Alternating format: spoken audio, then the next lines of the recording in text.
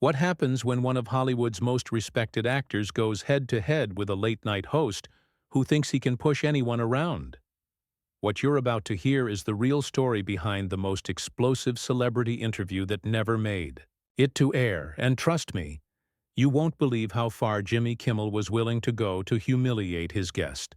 Make sure to subscribe and drop a comment because this story gets absolutely wild. Ryan Gosling walked onto the Jimmy Kimmel Live set that Tuesday evening expecting a typical promotional interview. He was there to discuss his latest film, a psychological thriller that had been getting rave reviews from critics. The audience was buzzing with excitement, phones were recording and the cameras were rolling as Kimmel gave his usual theatrical introduction. "Ladies and gentlemen, please welcome the incredibly talented Ryan Gosling," Kimmel announced with his signature grin. But there was something different in his eyes tonight, something that suggested this wasn't going to be the friendly chat everyone expected. Ryan walked out, waved to the audience, and took his seat across from Kimmel. The applause died down, and Kimmel leaned back in his chair with that smug expression he's famous for. Ryan," Kimmel began, shaking his head with mock disappointment. "I have to ask you something right off the bat, and I hope you don't mind me being direct here." Ryan shifted slightly in his chair, already sensing something was off. "Sure, go ahead." "I've been in this business for a long time," Kimmel continued, his voice taking on a condescending tone. "And I've interviewed a lot of actors. Some are genuine, some are fake. But you're in a category all your own, aren't you?" The audience fell silent. This wasn't the playful banter they were used to seeing on late-night television. Ryan's expression remained calm, but his eyes narrowed slightly. "I'm not sure what you mean by that, Jimmy." Kimmel laughed, but it wasn't a friendly laugh. It was the kind of laugh that makes your skin crawl. "Oh, come on, Ryan. The whole mysterious, too cool for school act. The way you barely speak in interviews. Like you're doing us all some kind of favor just by showing up. Do you really think audiences buy into that?" Ryan took a deep breath, clearly trying to maintain his composure. "I think you might be misunderstanding who I am as a person, Jimmy. I'm just here to talk about the film." "Right, the film," Kimmel said, picking up his note cards and flipping through them dramatically. "Another one of those artsy, pretentious movies that nobody really understands, but everyone pretends to love because, well, it's Ryan Gosling." The audience was becoming visibly uncomfortable. Some people were looking around, wondering if this was part of some elaborate bit.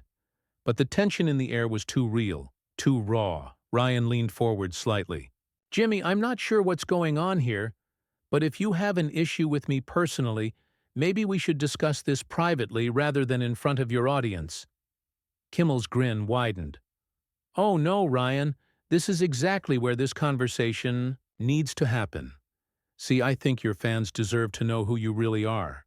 Not the character you play in movies, not the image your publicists have crafted, but the real Ryan Gosling." "And who do you think that is?" Ryan asked, his voice steady but with an edge that wasn't there before. "Someone who's been coasting on good looks and a few lucky breaks for years," Kimmel replied without hesitation. "Someone who thinks he's too good to actually engage with the people who made him famous. The audiences, the fans, the media.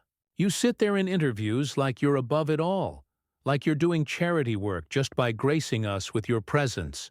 Ryan's jaw tightened. "That's not who I am at all, and frankly I'm surprised you'd make such assumptions about someone. You barely know." Kimmel leaned forward, his voice getting louder. "Barely know? Ryan, I've been watching you for years. Every interview, every appearance, it's the same thing. You give these one-word answers. You stare off into space like you're contemplating the meaning of life, and you act like every question is beneath you." "Maybe the questions usually are beneath me," Ryan shot back, and the audience gasped audibly. Kimmel's eyes lit up like he'd just been handed ammunition. "There it is. There's the real Ryan Gosling, everyone. Did you hear that? The questions are beneath him. Ladies and gentlemen, we have a movie star who thinks he's too good for actual conversation." Ryan stood up from his chair, clearly having had enough.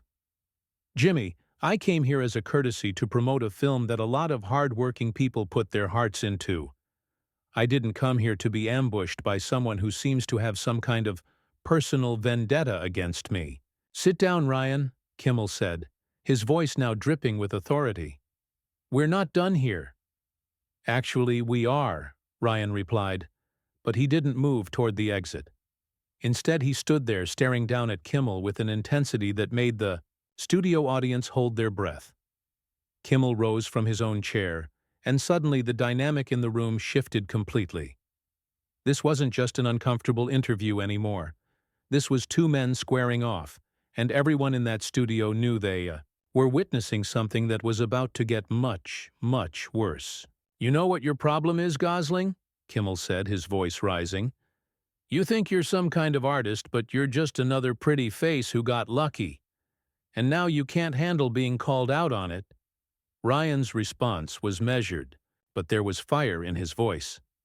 My problem, Jimmy, is that I'm sitting across from a man who built his career on making fun of people, and now he's trying to tear me down on national television. For what? Ratings? Your own ego? The confrontation was escalating rapidly, and everyone in that studio could feel that something explosive was about to happen. The cameras kept rolling, but the producers were starting to panic, knowing that this was getting out of hand fast. Kimmel pointed his finger directly at Ryan. You want to talk about ego? You're the one who thinks he's too good to play the game like everyone else. Every other actor who sits in that chair knows how this works. They smile, they laugh at my jokes, they play along. But not Ryan Gosling. He's too important for that. Ryan stepped closer to Kimmel's desk. Maybe I just have more respect for myself than to sit here and be your punching bag for entertainment. The studio fell completely silent except for the hum of the cameras, and the sound of two men breathing heavily, staring each other down like gunfighters in an old western. What happened next would change everything, and Jimmy Kimmel was about to push Ryan Gosling past his breaking point. You know what, Jimmy? Ryan said, his voice cutting through the dead silence like a blade. I think I understand what this is really about now. Kimmel's smirk faltered for just a moment. Oh, really? Enlighten us, Professor. This isn't about me being difficult or pretentious, Ryan continued, his voice gaining strength. This is about you feeling threatened. You've spent years hiding behind your desk, making jokes about people who actually put themselves out there, creatively, and now you've got one of them sitting right in front of you, and you don't know how to handle it. The audience was completely transfixed. Some people had their hands over their mouths. Others were recording on their phones despite the no-recording policy. Everyone could sense they were witnessing television history in the making. Kimmel's face was turning red. Threatened? By you? That's rich, Ryan. Really rich. Yes, threatened, Ryan pressed on. Because deep down, you know that what you do here isn't real. It's not art. It's not meaningful. It's just manufactured entertainment designed to make people forget about their problems for 30 minutes. And when you're sitting across from someone who actually tries to create something with substance, it makes you feel small.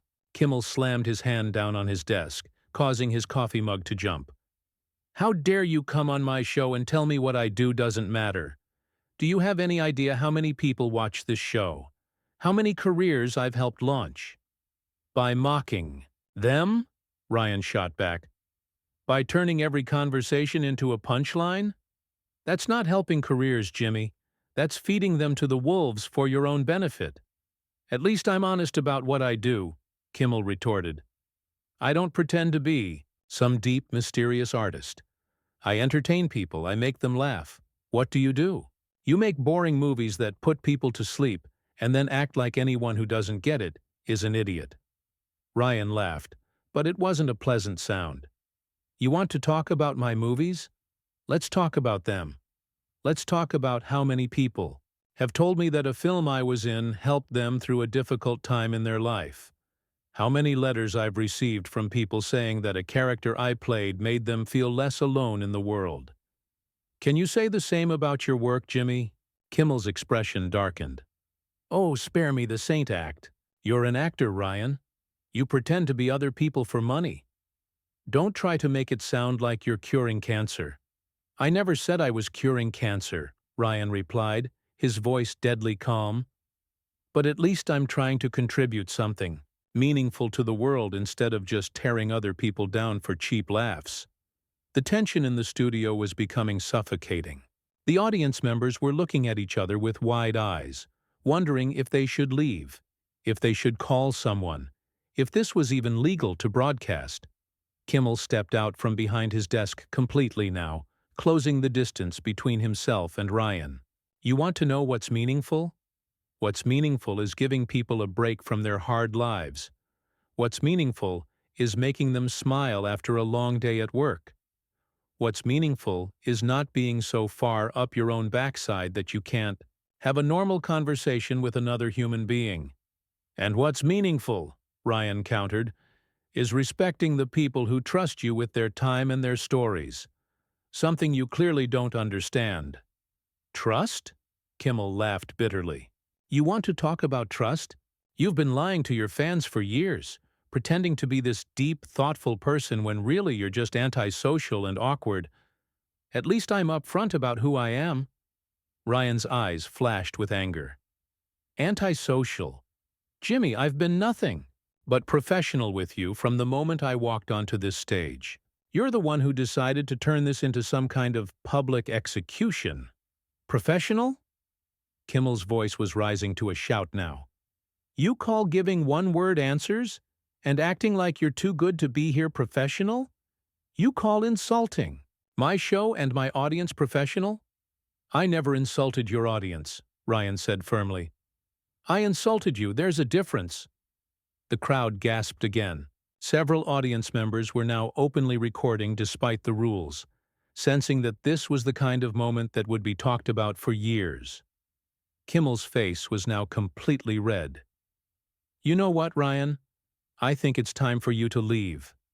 Gladly, Ryan replied, but he didn't move. But before I go, I want everyone here to understand something. This man, he pointed directly at Kimmel, invited me here under the pretense of a normal interview.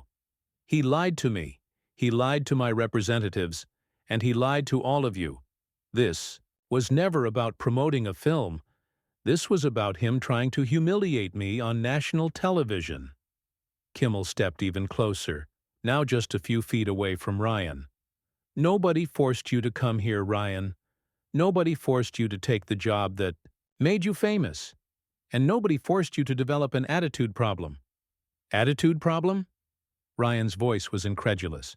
Jimmy, you've spent the last 15 minutes attacking my character, my work, and my integrity. And I'm the one with the attitude problem? Yes, you are, Kimmel shot back. Because you can't handle being treated like everyone else. You expect special treatment, kid gloves, softball questions. Well, guess what? This is the real world. And in the real world, people don't kiss your backside just because you're famous. Ryan shook his head slowly. You still don't get it, do you? This isn't about special treatment.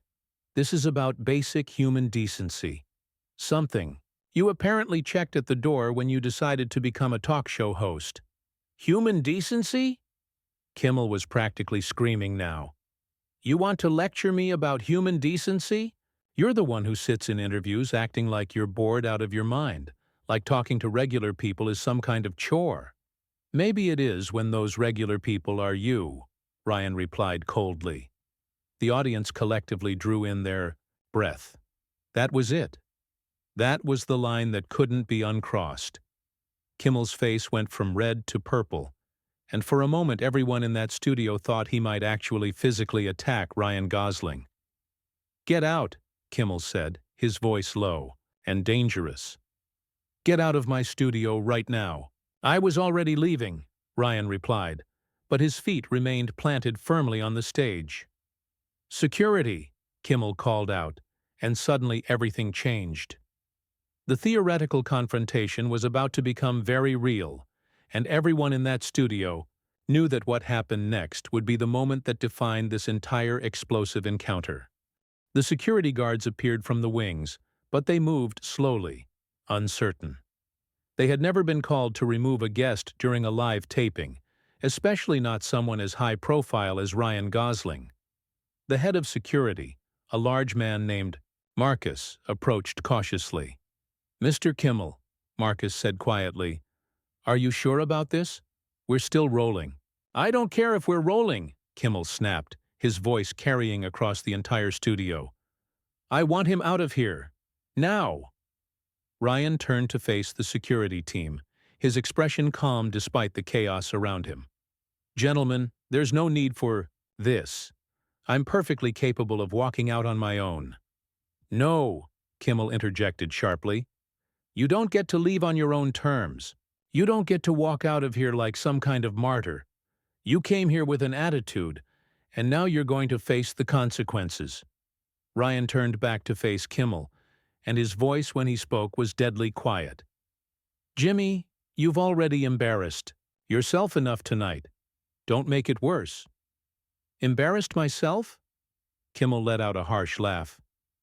"The only person who's been embarrassed here is you.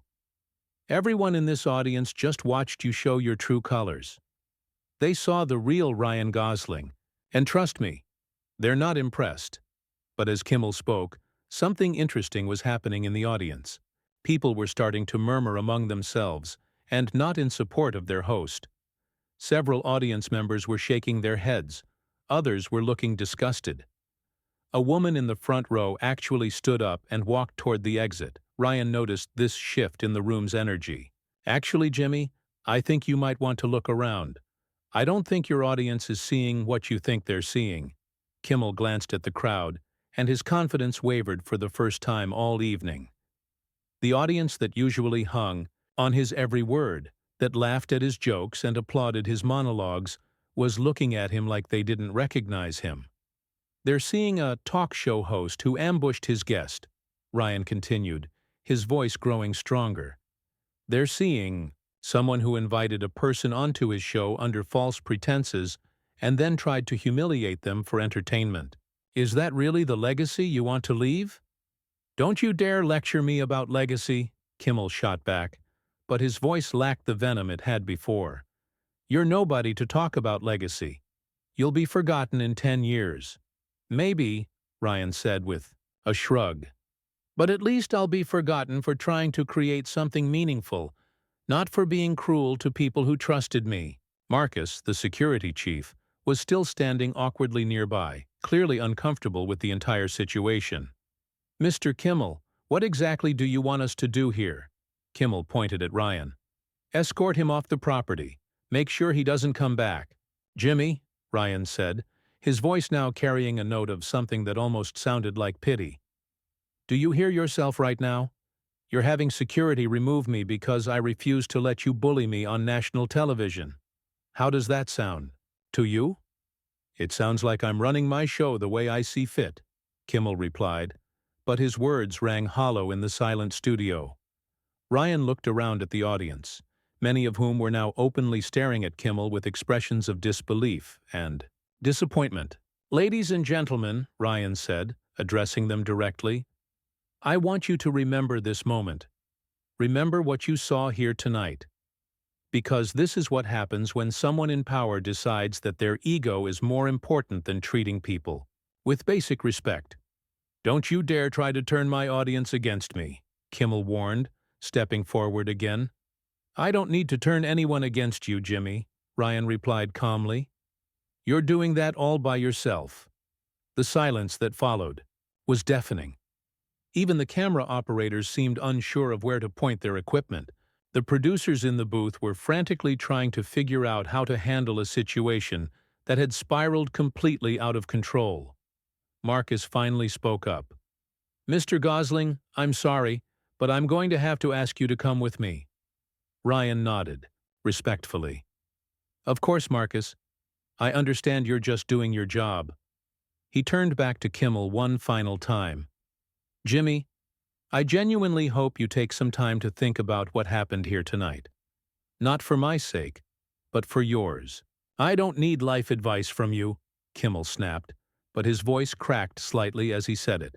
Ryan began walking toward the exit with Marcus, but he stopped and turned back to the audience. Thank you all for being here tonight. I'm sorry. You had to witness this, but I'm not sorry for standing up for myself. No one should have to tolerate being treated with disrespect, no matter what their job is. The audience began to applaud. It started with just a few people, but it quickly spread throughout the studio. Soon, nearly everyone was clapping, and some were even standing. The applause grew louder and louder, drowning out Kimmel's attempts to regain control of his show. "Cut to commercial!" Kimmel shouted to his crew. "Cut to commercial right now!" But Ryan was still walking, still acknowledging the applause with gracious waves, still maintaining his dignity even as he was being escorted out. The contrast between his composed exit and Kimmel's frantic attempts to salvage the situation was stark. As Ryan reached the exit, he paused one more time and called back across the studio. "Jimmy, when you watch this back tomorrow, ask yourself one question: who do you want to be? Because tonight, you showed everyone who you are right now, and I don't think it's who you wanted them to see." With that, Ryan Gosling walked out of the Jimmy Kimmel Live studio, leaving behind a host whose reputation would never quite recover. An audience that had seen their beloved talk show host reveal his true character, and footage that would become the most talked about unaired television moment in recent history. The cameras finally stopped rolling, but the damage was done. In trying to tear down Ryan Gosling, Jimmy Kimmel had only succeeded in tearing down himself. So there you have it, the complete story of the night. Ryan Gosling was kicked off Jimmy Kimmel's show. What do you think? Was Jimmy Kimmel justified in his behavior, or did he cross a line that should never be crossed? Drop your thoughts in the comments below, and make sure to subscribe for more stories that Hollywood doesn't want you to hear.